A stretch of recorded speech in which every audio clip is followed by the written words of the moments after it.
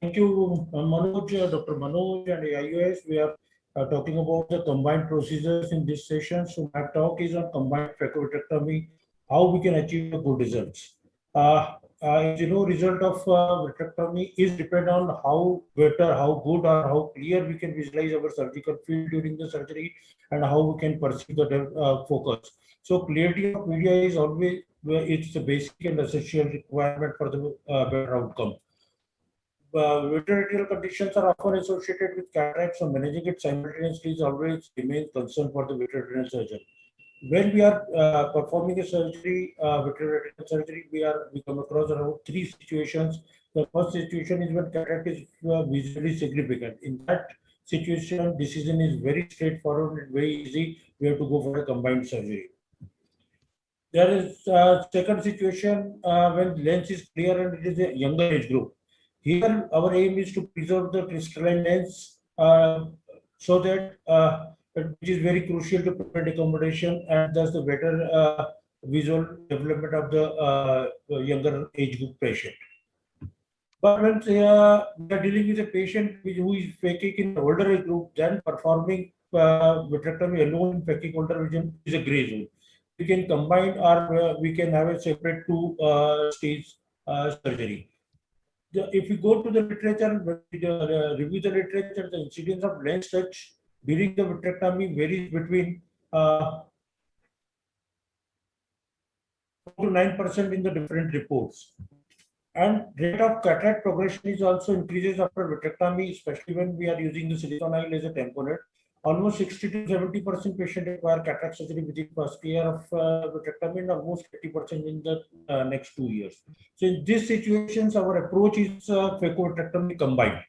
Is one video showing of combined surgery which we do. It's about 58 60-year-old diabetic patient having a significant cataract.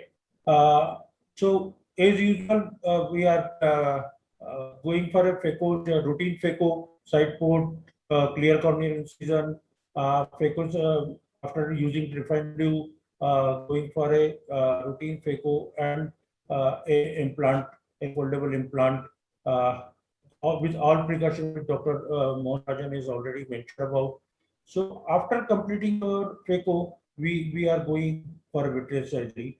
And this particular case, we have used 25 H vitrectomy, 3-port standard vitrectomy, doing a vitreous surgery, removing all vitreous, possible vitreous.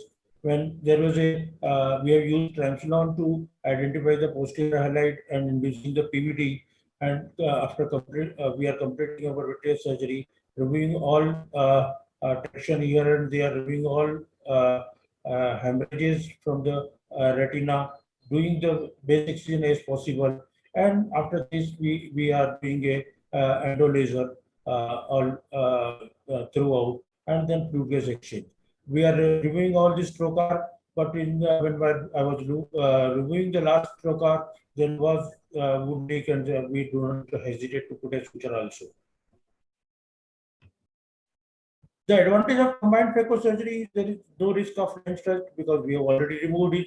It is easy to remove the peripheral vitreous. We can have a very good shaving of the vitreous base, and we can approach the peripheral region, so we can see all the lesions, and so it is very easy, and we can give a better treatment to all these lesions. When we are, if we are working on a posterior pole, having ERM or ILM filling, we have to do, then having a clear media give you a better visualization. Single surgery is a more economical than two-step surgery. It is having a shorter post-operative care, less hospital visit, faster visual rehabilitation. In two-step surgery, patient is exposed twice for the risk of intraoperative and post-operative complications. Then there is a psychological trauma of surgery for more sequential approach. But there are certain challenges of this combined procedure. In following slides, I will show the challenges and how to manage and these challenges. The solution is also being will be discussed. The performing cataract surgery, I'm not going to detail because Dr. Mohan Rajan has already shown the beautiful videos.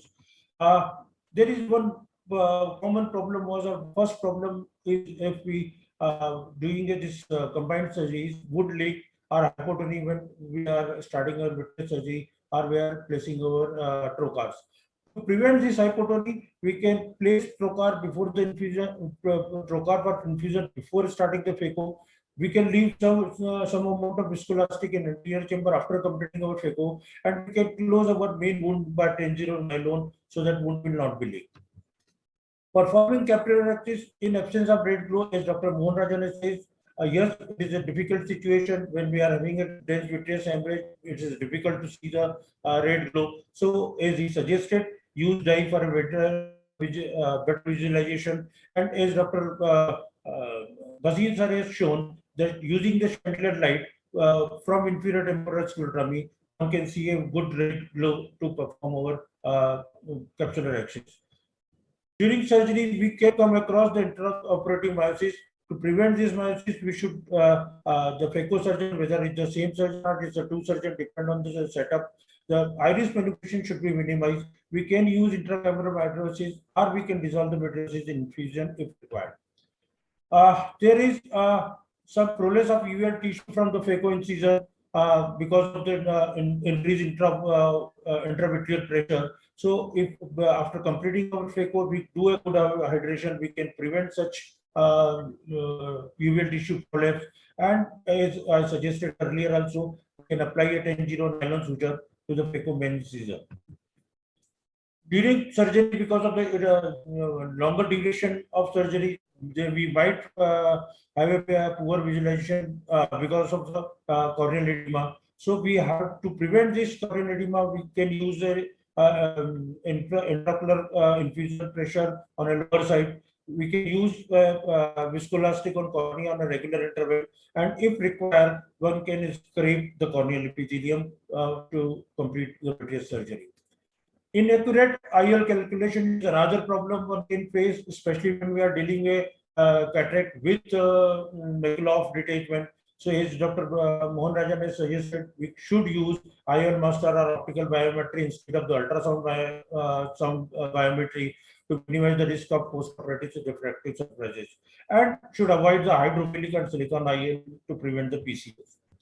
Sometimes when we are performing the surgery, that tamponade, whether it is a gaze or simple air or a gaze or silicone oil comes into the anterior chamber, and that causes the trouble in performing the surgery. To prevent this, we can leave the viscoelastic in anterior chamber to prevent this entry of tamponade from the zone during the vitreous surgery, which can be this viscoelastic can be removed at the end of the surgery. There is a risk of anterior displacement of IOL because when you are using the silicone oil or expansion gas, that can cause the pressure and there can be anterior displacement of IOL. To prevent this, after post-operatively, we ask patient to lie down with the face down position, and when we are performing the phaco, we should have a very small CCC. There is an increased risk of post-operative inflammation because we are having a longer duration of surgery. To prevent this, we have to use more intensive use of steroid and for longer duration. One can give a conjunctival or subdermal injection at the end of the surgery. Some post-op hypotony is also associated with this combined surgery. So to prevent that, one should not hesitate to apply suture to the sclerotomy site. To conclude, although the unique challenges exist in terms of planning and execution of the combined surgery, which can be generally overcome with the appropriate modification, favorable outcome can be achieved with combined phaco procedures. Thank you for